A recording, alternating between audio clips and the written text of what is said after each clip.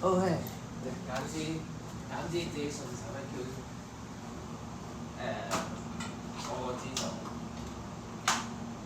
哇！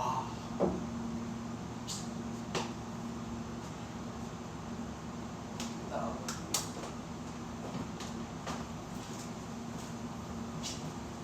加下紙巾都冇埋咁樣。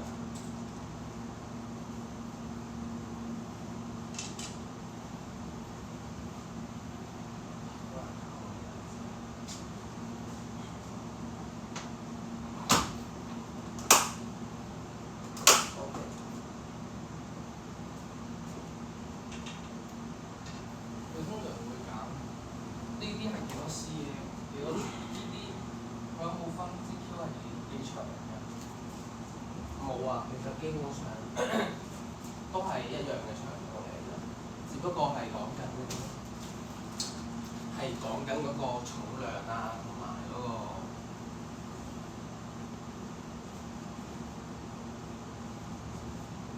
同埋佢嗰個木質有咩？好好，睇一睇先。哦，而家拎錯頭。後腳伸直之後咁樣。等陣先啊，唔好咁急。頭先記唔記得手架？好似話唔使趌咁高，但係嗰個即係現力咁樣。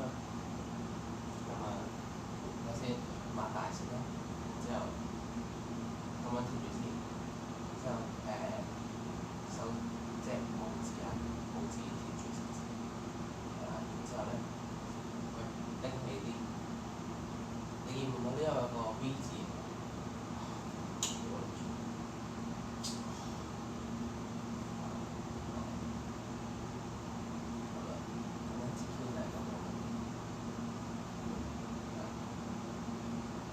之後咧，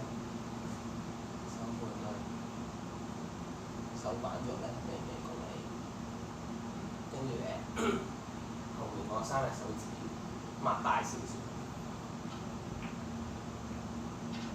即係譬如咧係咁樣嘅，就好啦，我唔知啦。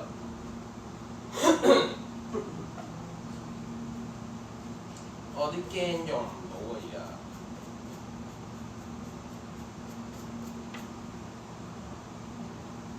因為太絕啦。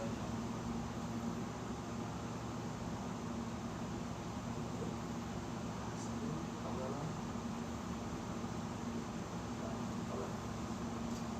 佢哋個白波咧有一個手掌嘅，大概一個手掌嘅距離，咁就係呢個枕手比較普遍常用，即係比較舒服嘅之後我咪貼住手指貼住啦，手掌拎起，然之後如果你覺得會變咗咁樣嘅話，咁就即係如果就咁指公拎起會咁樣咯，即係手sorry 係大拇指拎起咧，咁其實係都係唔穩陣嘅，咁咧微微拱起少少嘅食指，即係總之我要呢度有一個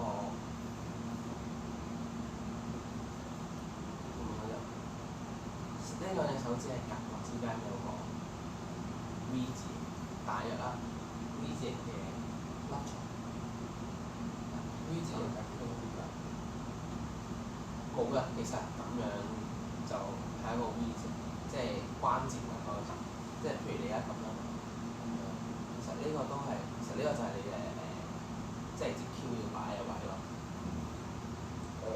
然之後我覺得後面個兩三隻手指可以擺翻少少，手背拱起少少，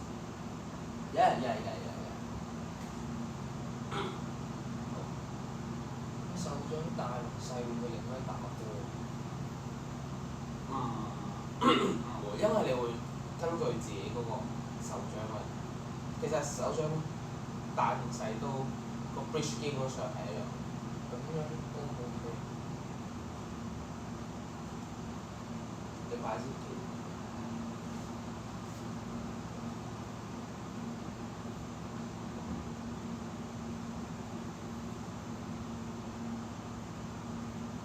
都得，都穩定嘅機場。好，跟住身咧，高手，有腰㗎嘛，右腳企直，跟住左腳向前踏出半步，跟住右腳記得無論幾時都要伸直。太多傷打工。試下。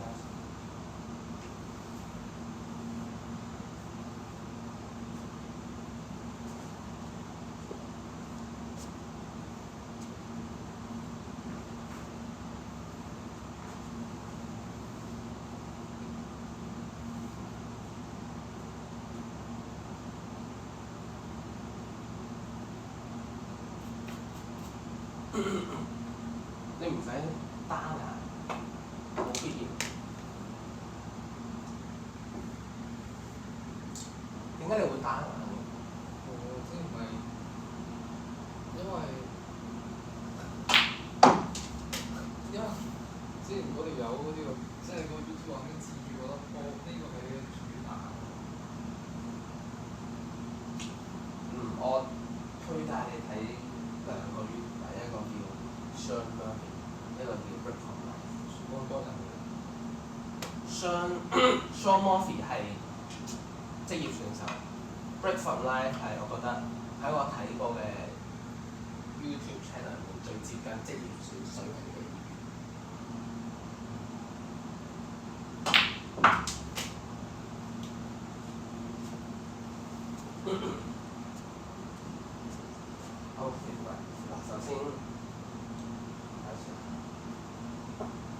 首先咧，咁樣會記得太大，有聲。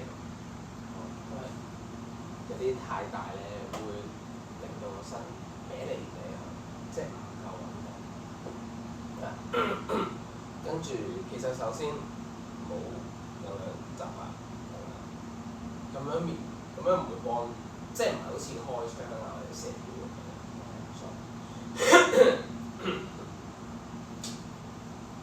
我驚嘅。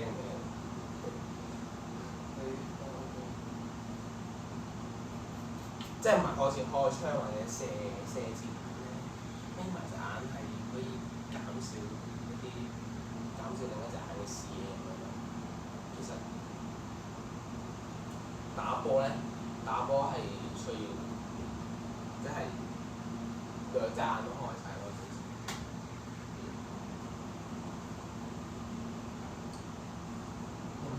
飲啖水。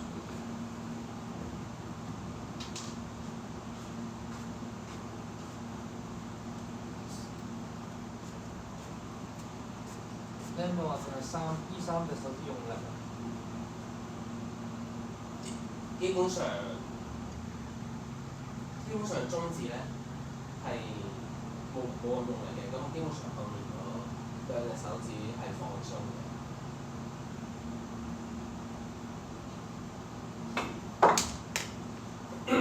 我之前咪講過咧，後手點樣睇係咪同成個人垂直咧？唔係話你感受。我尋日睇到 YouTube 片咧，佢有個新嘅方法。我唔知 work 唔 work 啦，但係我試下講下。即係後手嗱，首先感受嘅問題就暫時係咁先啦，俾你慣咗。因為我覺得都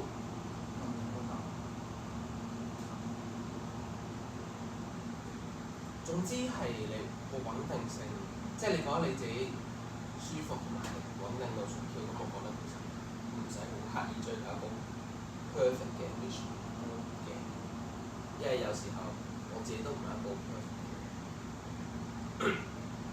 咁咧，我睇到咧嗰個方法就係咁樣行過嚟夾住。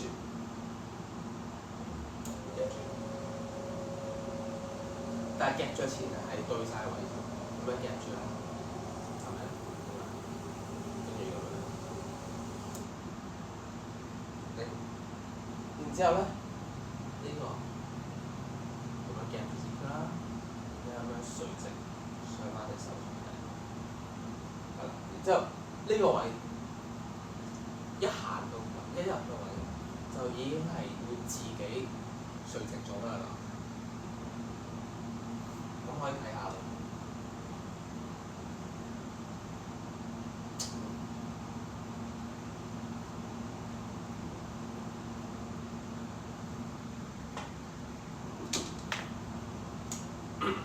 我覺得係有用，雖然但係我係慣咗第二種入位嘅方法，所以呢呢個個係練的上面嘅呢個練習目的係點？呢個唔係練習嚟嘅，呢個係純粹最基本入位。得我啲人唔熟，你夾喺咩位？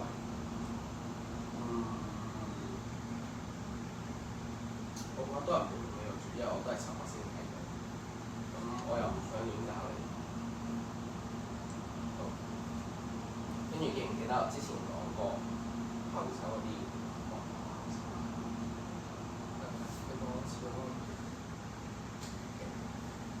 都係一樣啦，都係直線 shot 啦。有冇係咯？我隻後腳咧企直之餘咧，仲要對住個盲波嘅直線，即係一定要一條直線咁樣，即係擺放嘅咁擺。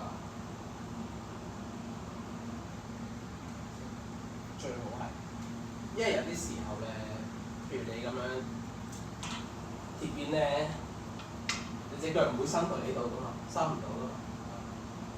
咁但係你都要畫到嗰條線，但係就係企喺嗰條線上面咯。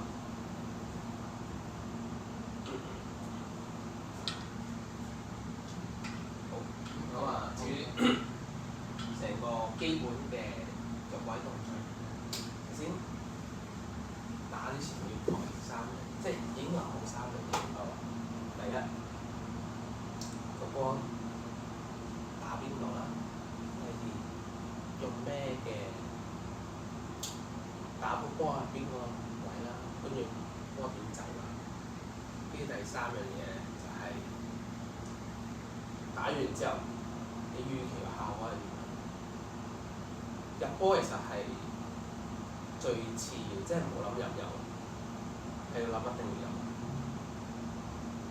因為如果你拋落去，你可能唔入嘅，唔好喺度左撚右撚。最正確嘅、最合邏輯嘅做法係，如果你拋落去，你覺得唔啱你投啲人落，其實再做多次。但我覺得依家比較難嘅，一擺落去你一定係即係咁啱對準住係一隻手指，一隻手掌後邊，即係可能有時候因為你擺落去咁樣唔對。唔一定㗎，如果你想，即係如果呢個枕手同個波佢哋變咗咧，咁你後手咪調整翻，即係總之要成件事，即係成樣嘢都係垂直，然之後咁樣出到，你試下先。我覺得講太多啦，講咗成三個字都未俾。擺需要。我覺得 OK 嘅。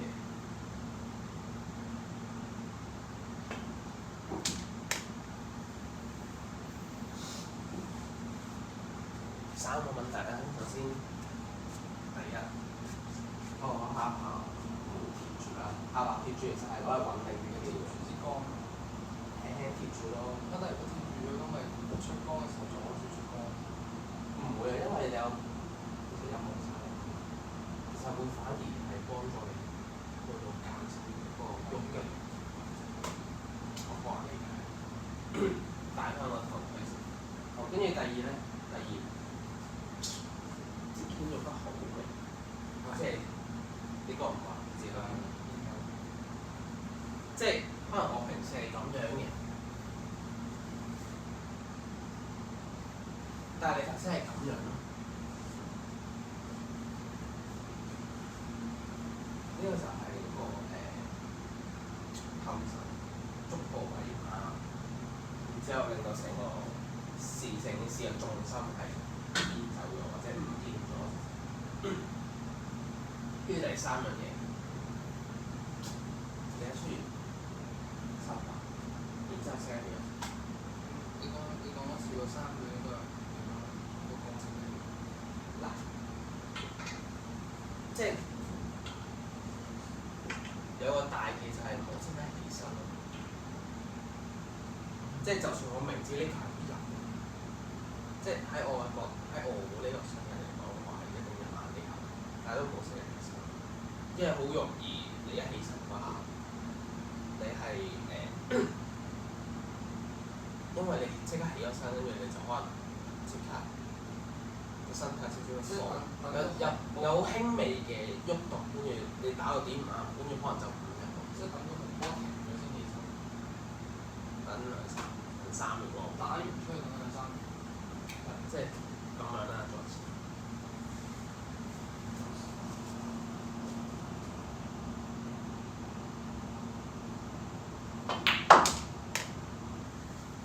先嚟。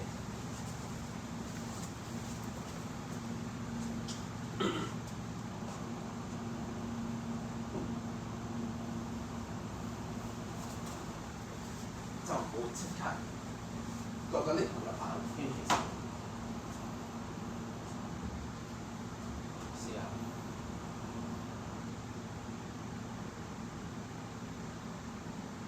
等陣試，要唔要近啲？近啲啊！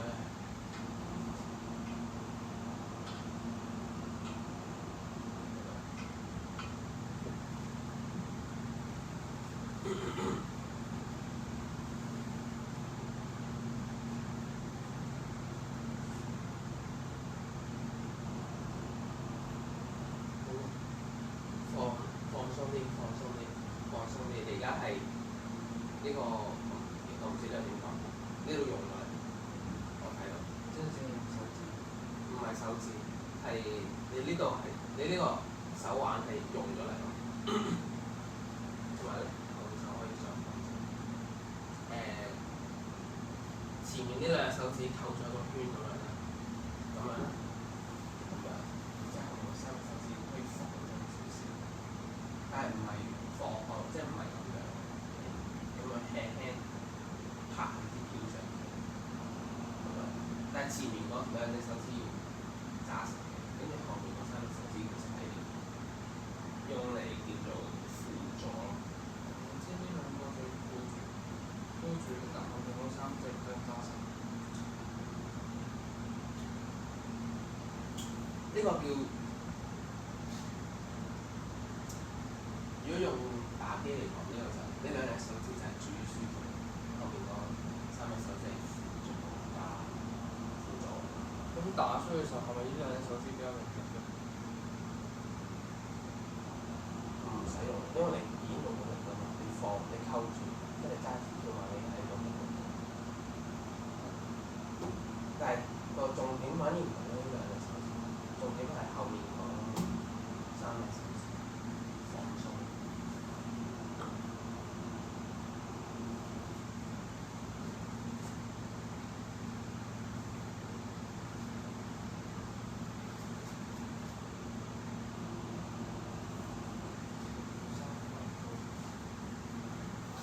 然之後咧，點解成班都眨眼嘅？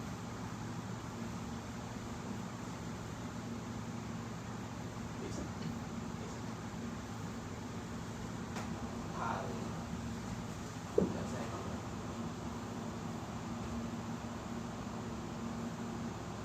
但係其實應該係之後左腳嘅地方，即係我自己估過，就係基本上如果咁樣落去，我自己個心好自然咁，我好自然咁帶動我個身去轉嘅，然之後加埋我後面我三個手指咧，我係放喺上面打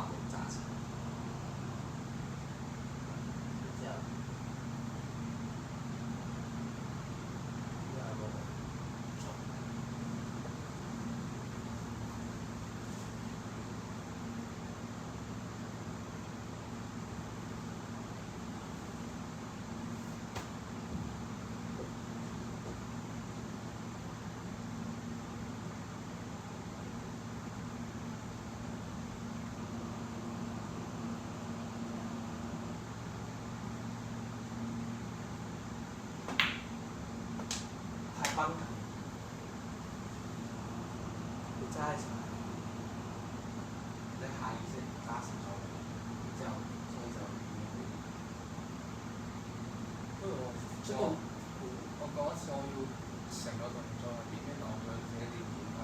因為即係咁樣問，即係就係醫生再問難啲，然之後上咁辦。即係揸工就係呢個比較容易，呢咁樣揸。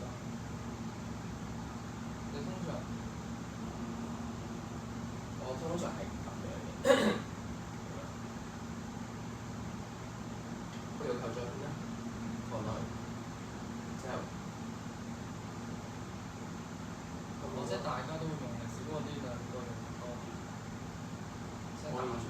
可以咁講，因為如果你呢兩手你都唔用嘅咧，咁咪 fix。但係點解唔可以全部用到嘅？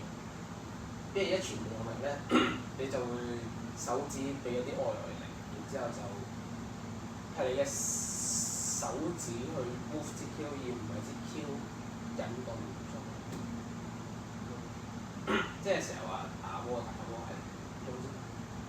用 Q 本身嗰個慣性去打出去，而唔係你控制啲 Q 打出去。同埋你上次講嗰個太難。喂 OK，我應該係咁班定係咁樣？冇所謂。冇所謂，咁樣把會對呢邊手膊頭嗰個負擔輕啲。你練咗先可以。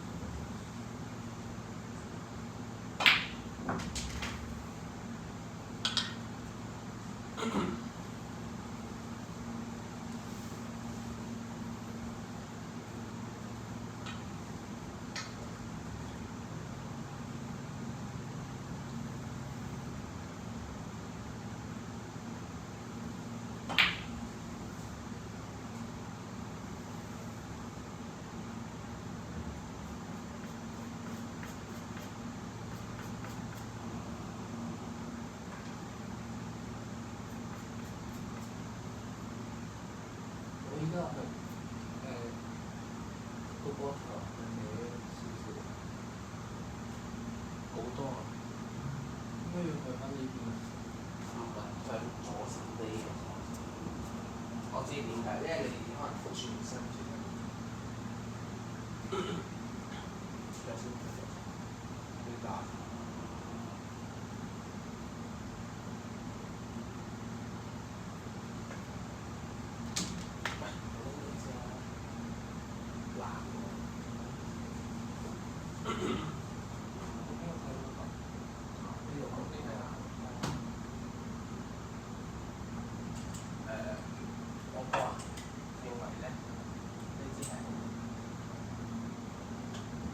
因為我最近都係用呢支打，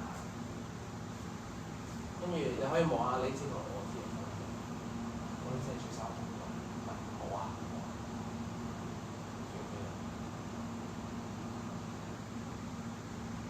太，that's why 我唔建議你用我支，我可以試下嘅，你試下，你摸對手第一個感覺係轉。跟住你試下打佢，然之後你就知道點解我會話你嗰啲重啲。我知係重啲，因為我係中意拎，即係有感，有少少實感嗰啲。你唱有私家 Q 唱歌有冇私家咪？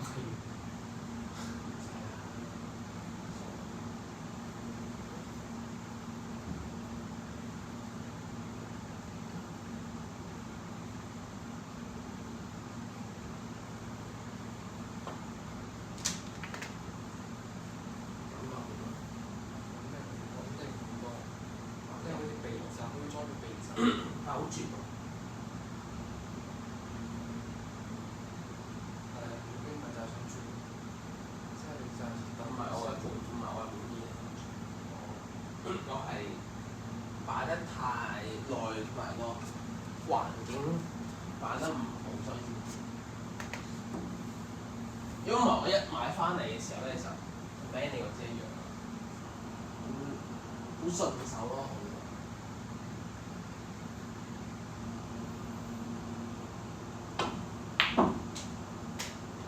雖然我而家都打到，但係冇以前咁順啦。講真，我第一次用個頭，睇一次我嘅，好得好得。你可以影低，你可以影低佢，如果你想。用咗先。嗱，首先直線啦，直線啦，我會把個波喺中間。然之後袋口拉出嚟，然之後延伸去到目標波，再延伸去到白波。咁我見到有條線咁樣，然後拉出嚟，即係呢個，跟住再拉出嚟，即係呢條線大概就係我要入位嘅位置啦。好，入。呢個呢邊係。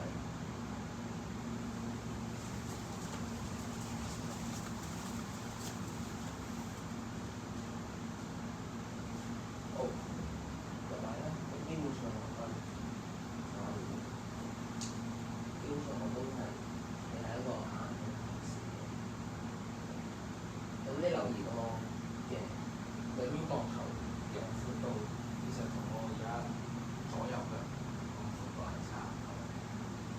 之後咧，你好關等少少啲咯。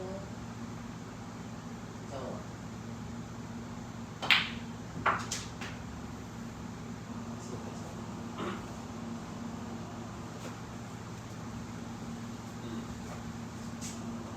可能有啲抽象嘅地方，唔緊要，你練咗先。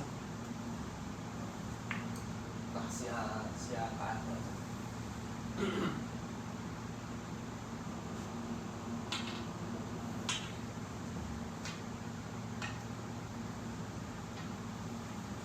會唔會覺得太多廢話？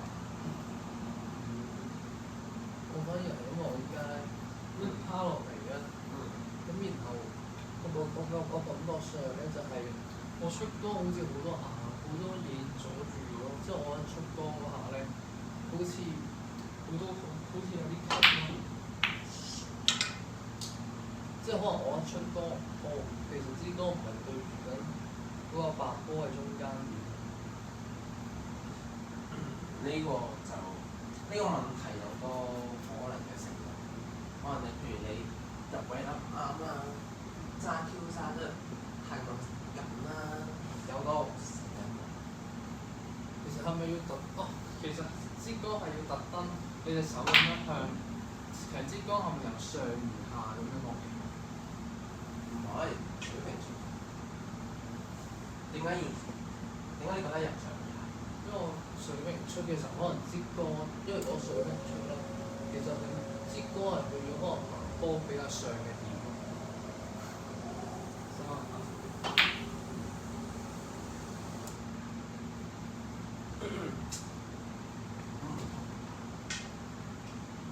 唔係上而下，平穩啲。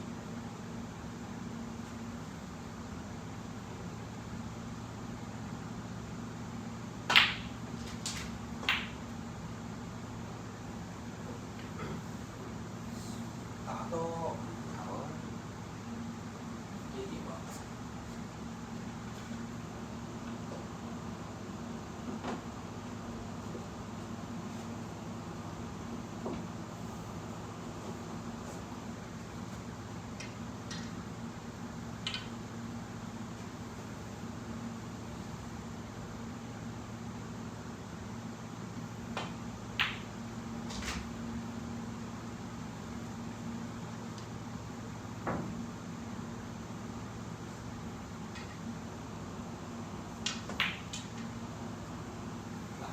呢個就係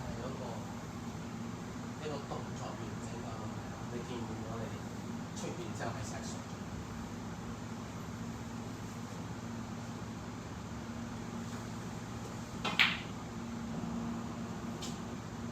但係我唔係喎，即係我唔會出完之後成熟。你講咩縮？有時啦，即係如果我打 Q 啊，你講支 Q 縮咗，即係我一打咗即刻咁樣縮咗。係唔關支 Q 事啊，係你個人咧，你控制嘅嘢縮咗。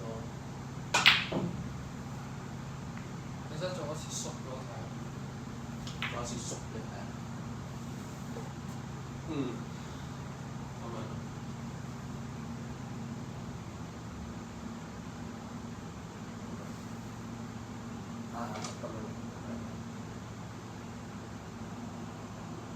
唔好意思，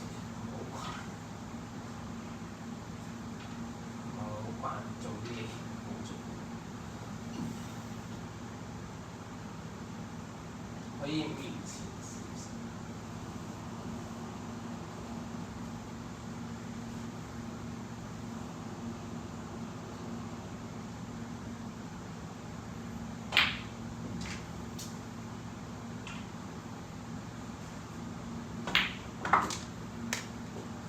好多，不過都仲係有少少，即係你一掂到就即刻收翻嗰個。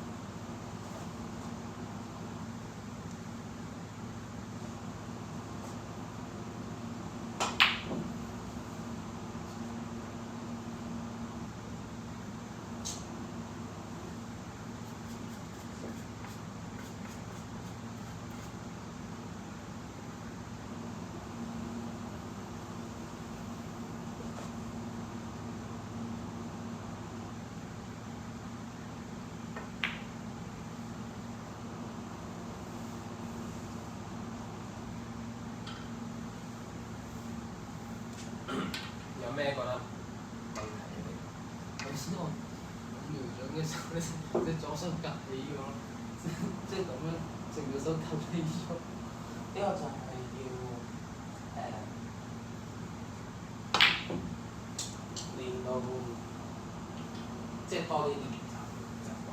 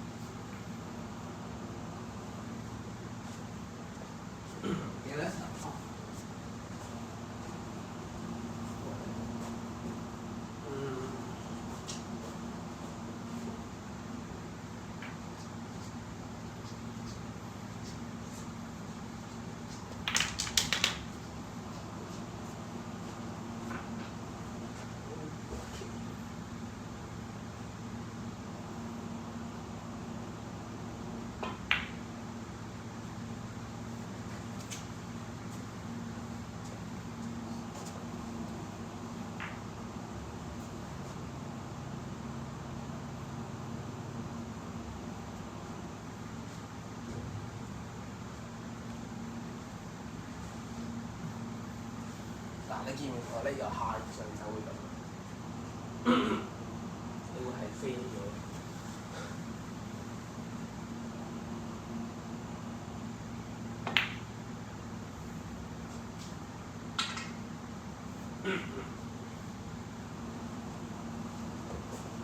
其實最多都係由上而下，因為有啲波係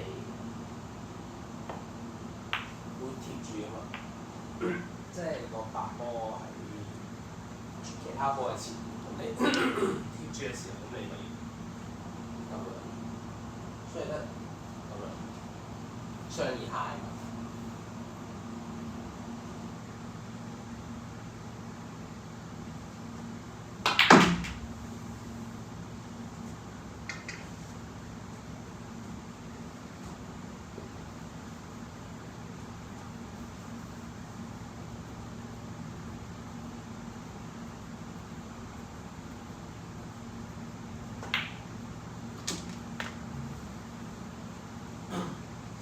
嗰粒波係向咗右手，即係你出嗰下係偏咗嘅。其實係咪正常嘅？即係一個新手階段，即係要練好喎，先可以做到比較穩定。就算去到而家，我都唔想講自己穩定啦。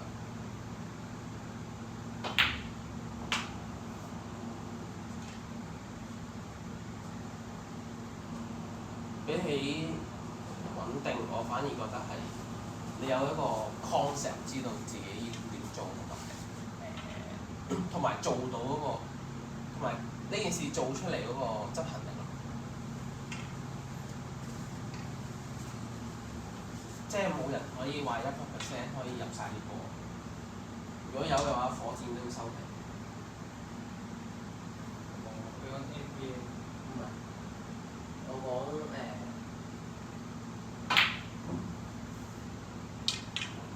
有個職業球手咧，個花名叫火箭。咁即係冇任何人可以話自己100%。最勁係咪奧蘇利雲？你勁嘅定義係，但係如果你話綜合實力咧，歷史上係佢。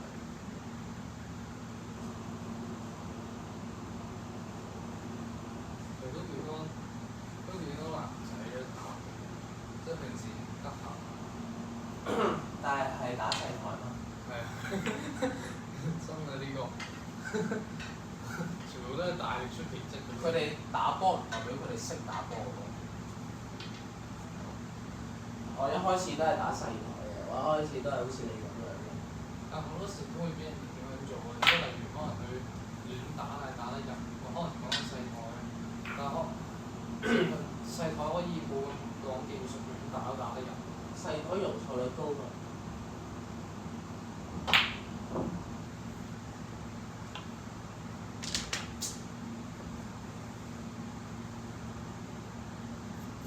但係一上嚟大台就唔同玩法。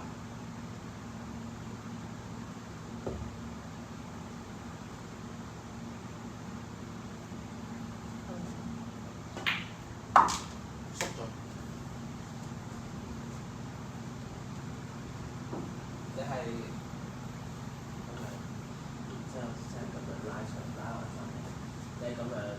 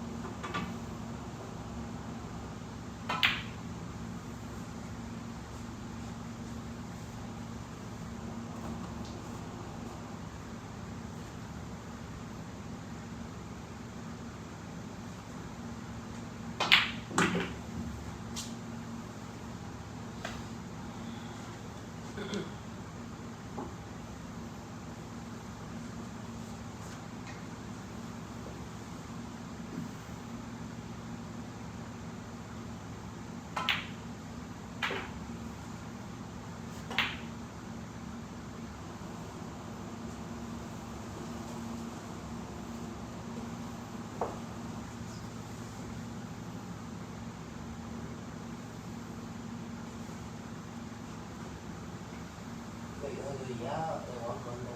即係你覺得你出得舒唔舒服？出得舒服係最緊要啊！我冇知自己個頭點樣為之美妙，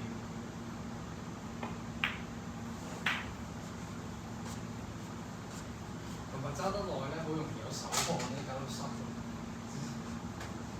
避免唔到啊！呢啲，我自己都係，所以我知 Q 實搞到。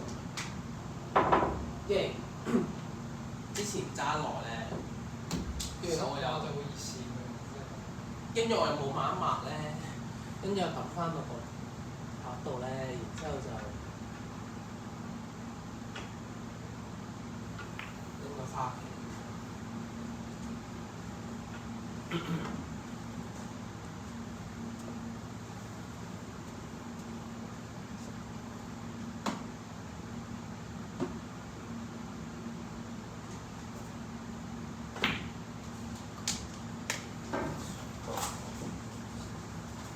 難嘅有時你練住先。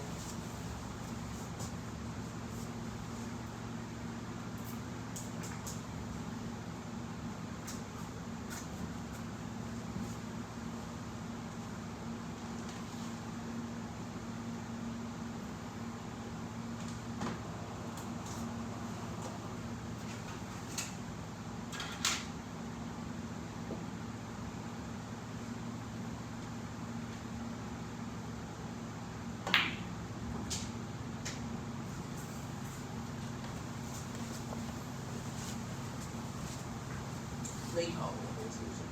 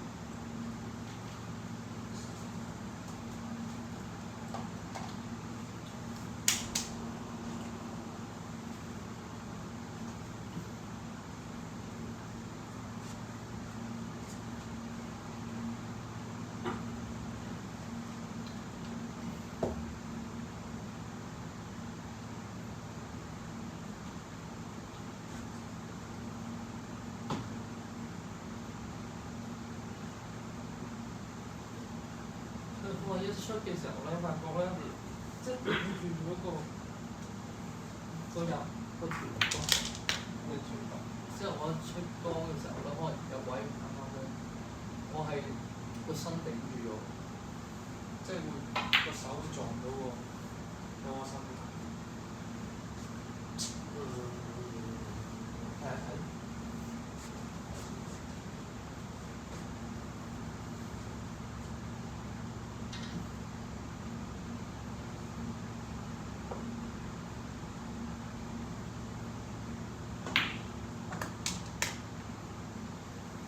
首先都係收，即係出完之後都係識得收翻，然之後伸住幾多。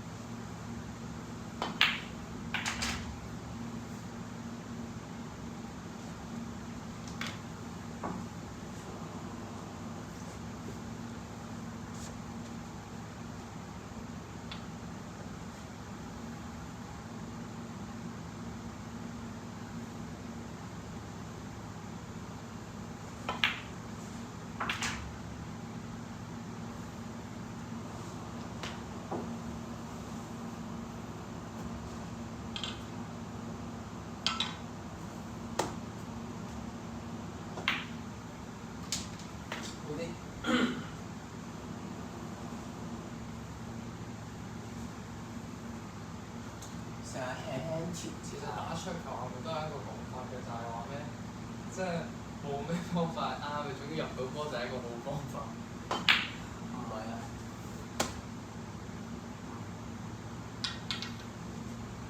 方法係有嘅，只不過係需要好長嘅時間去做。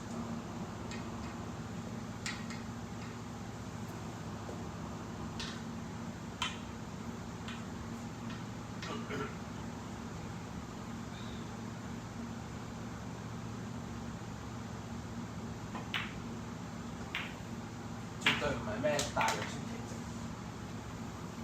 冇啲咁嘅嘢。佢細個多反彈咯，所以覺得唔關反彈事，係細個本身個張台已經夠大，然之後粒波大，即係個袋口大，粒波大。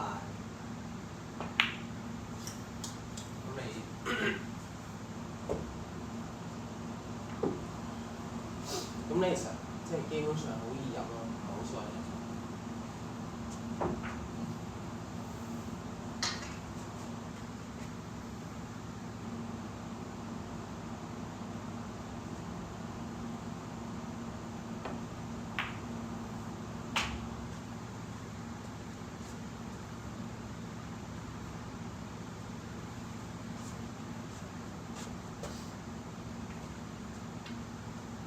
有咩問題？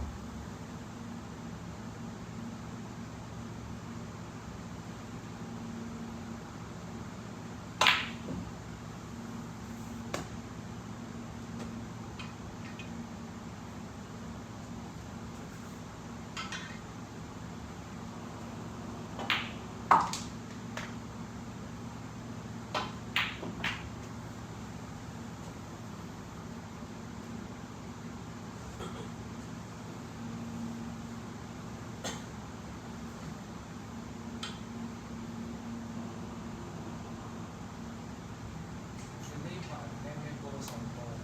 聽咩啊？我都聽 rap 咯。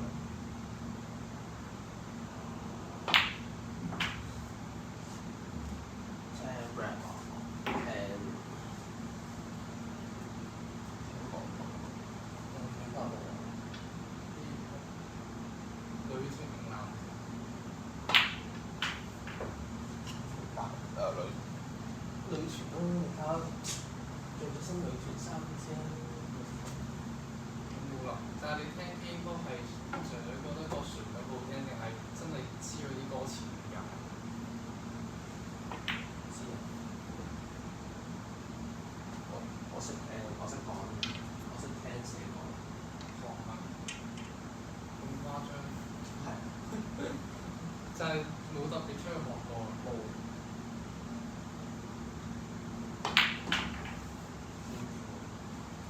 我唔會話，我唔桌球個韓文係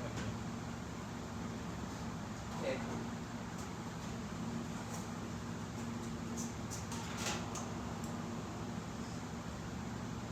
車係台面啊，酷啊！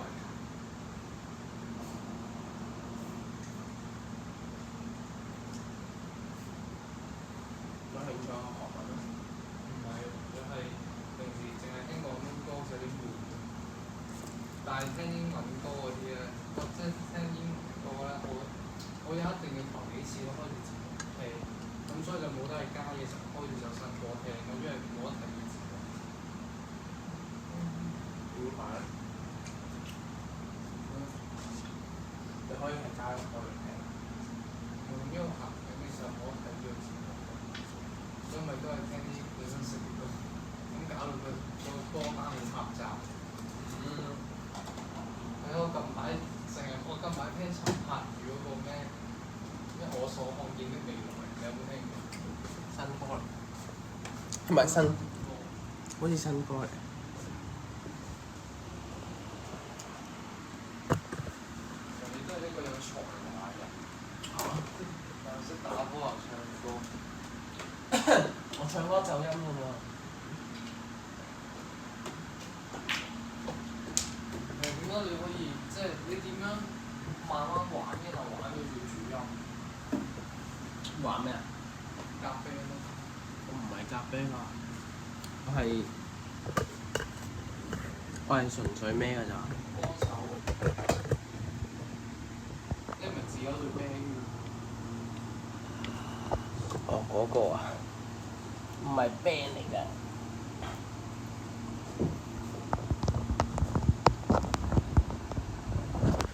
嗰個係